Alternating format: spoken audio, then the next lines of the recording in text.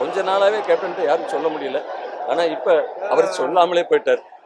நீ இங்க உதவி செஞ்சது போதும், எனக்கு வந்து படிவனை செய்யணும் ஆண்டவனே கூப்பிட்டாருன்னு நினைக்கிறேன். அதான் சொல்றானே, சில பேர் கேட்டு கொடுப்பாங்க, கேட்காமலே கொடுக்கக்கூடியது வந்து கேப்டன் மட்டும்தான். முதல்ல சாப்பிட்டியான்னு கேட்பாங்க, நான் மட்டும் இல்லைங்க. நான் ஏற்கனவே பேட்டிகளில் சொல்லியிருக்கேன். நான் சென்னையில வாய்ப்பு தேடி அலையும் போது எனக்கு ஒரு நேரம் சாப்பாடு கன்ஃபார்ம்னா அது பாண்டி பஜார்ல கேப்டன் ஆபீஸ்ல தான். அங்க மட்டும் இல்ல, நிறைய படங்கள் நடிச்சிருக்கேன். ஜூனியர் ஆர்டிஸ்ட்ல இருந்து பெரிய ஆர்டிஸ்ட் வரைக்கும் அத்தனை பேருக்கும் என்ன சாப்பாடோ அதுதான் மொத்த பேருக்கும். பாதாங்கீர் சாப்பிட்டாங்கன்னா மொத்த பேருக்கும் பாதாங்கீர் தான். ரோஸ் மில்க்னா மொத்த பேருக்கும், இளநீர்னா மொத்த பேருக்கும். இவங்களுக்கு தனியா அவங்களுக்கு தனியான்னு பார்க்காம எல்லாருடைய பசியும் மாத்தினவர். உண்மையிலே இன்னைக்கு அவர் மூட இல்லைங்கிறப்ப ரொம்ப வருத்தமா இருக்கு.